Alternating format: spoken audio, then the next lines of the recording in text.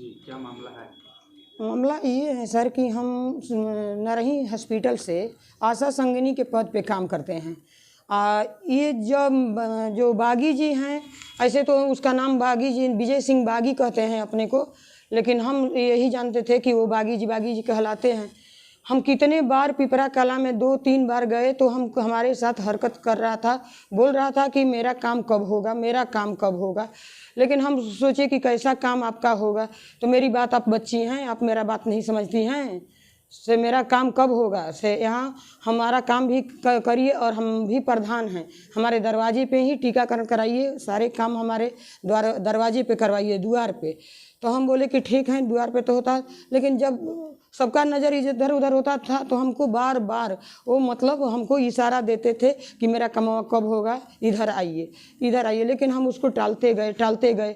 फिर कभी कभी ऐसा था कि हम माने उनके गांव में जाने के बाद टीकाकरण में जाते थे तो कभी कभी गली गुची में मेरा हाथ भी पकड़ करके खींचने लगता था कि आप मेरा काम कब करेंगी, अगर नहीं करेंगी तो तुम्हारे बच्चे को मार देंगे, चौराहे में मार देंगे। तो हम अपने बच्चे को बाहर भेज दिया। फिर उसके बाद 29 तारीख को हमने आयुष्मान कार्ड बनवाने के लिए गए तो 4 बजे शाम को उधर से लौटे तो माने 8-10 लड़कों को लेकर के वहाँ खड़े थे। एक गड्ढा है, वहाँ जलकुंभी लगी है वहीं पे। तो हम साइड से होकर के निकलने लगे तो घेर करके सभी लड़कों से भिड़वाया और बोला कि लड़कवा की भाई बागी भैया बुला रहा है तो तुमको सुनाई नहीं दे रहा है। हम बोले कि नहीं, मुझे सुनाई नहीं दे रहा है। तो घेर करके बोला कि अरे तुम मेरा कहना कब करोगी कि नहीं करोगी, ये भी बता दो। तो मैं बोली कि आपका कहना मैं नहीं करूँगी, मेरा बेटा भी बड़ा है, तुम क्या कहना चाहते हैं, हम नहीं करेंगे। तब बोले कि नहीं करेंगी, तो हम बोले कि नहीं तो हमको हमारा नाम माने विजय सिंह बागी हैं, हम बीच चौराहे में सभी को गोली मारते हैं, तुम्हारे भी बेटे और पति को मरवा देंगे हम। तो सर अब इस पे हम थोड़ा सा माने डरते हुए हम बोले कि ठीक है, अंदर से डर तो हो ही रहा था, लेकिन फिर बोले कि ठीक है, अगर आपका इतना ही हिम्मत है तो मार दीजिए, मुझे गोली खाने की आदत हो गई है, अब मार दीजिए। बार बार आप हाथ पकड़ करके खींचते थे, कभी छाती पे मैंने हाथ धक्का देते थे, फेरते थे। हम कितने शर्म के मारे थाने में नहीं बोल पाई कि अब इतना ही हम बोल दिए कि हम सर हमारा छाती पे हाथ से धक्का दे करके गिरा दिया। बार बार हमारा मतलब वोट कर रहा है सर, लेकिन मैं क्या बोलूँ, मुझे बहुत वो गलत माने पेश आते थे हमारे साथ, लेकिन हम नहीं उनकी सुनी। तो हमको उस दिन जब एकदम इनकार कर दिया तो उस दिन हमको माने छाती पर फिर धक्का मार करके गिरा दिया। फिर वो हम गड्ढे में जाने लगे तो घास पकड़ करके बाहर निकले। उसके बाद हमारे साथ 2 आशा जो आई थी, हम थाने में नहीं बोल पाई कि वो वहाँ भी मार देते, अगर हमारा कोई अगर नहीं है, मेरा पति भी नहीं घर पे रहते हैं तो मार देते वहाँ पे। तो 2 आशा शायद जा रही थी कहीं तो वो उतर करके वहाँ देखने लगे तो हम वहीं गिरे थे। लेकिन वो आशा से पूछना है सर तो पूछ सकते हैं आप, ये हमारी गलती और उनकी भी गलती आप पूछ सकते हैं। हमारी गलती इतना ही है कि हम उनसे जब वो तोड़ करने लगे और हाथ पकड़ करके खींचने लगे, इधर उधर करने लगे, धक्का मारकर छाती पर गिरा दिए, पैर पे चोट लग गई हमारी थी डमरू ईंटा से।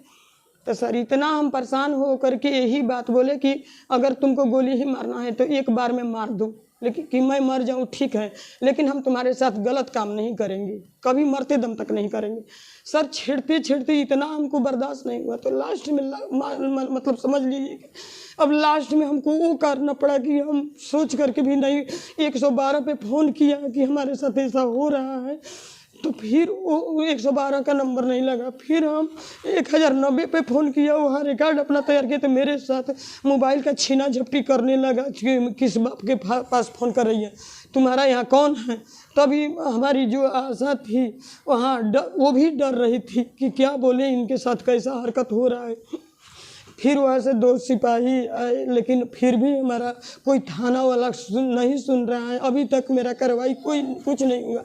बहुत कुछ मेरे साथ गली गुची में निकलने पे, काम करने पे हमको मनी डिस्टर्ब कर रहा है। सर क्या बताएं हम, कितना हम डिस्टर्ब है। धमकी भी दे रहा है कि गोली मार देंगे, तुम्हारे घर आए तुम्हारा घर देखते हैं।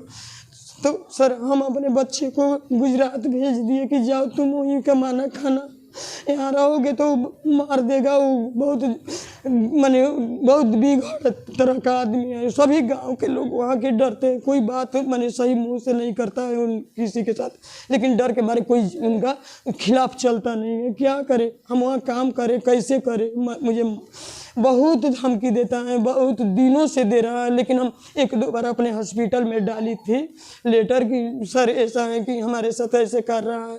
बोले सर कि ठीक है से हम देखते हैं क्या करोगी बेटा, इधर आ जाओ। लेकिन फिर हमारा माने हर हद तक हुआ सर, मेरे साथ बहुत कुछ हुआ जिसमें मैं बर्दाश्त नहीं कर पाऊंगी सर। मुझे उनसे यही बोल दिया जाए कि मुझे बल्कि गोली मार दे या सरकार ही मार दे, हमको गोली, हम मर जाएंगे वही ठीक रहेगा, बल्कि हम जीना ही नहीं चाहते हैं कि मेरे साथ कुछ भी हरकत हो जाए।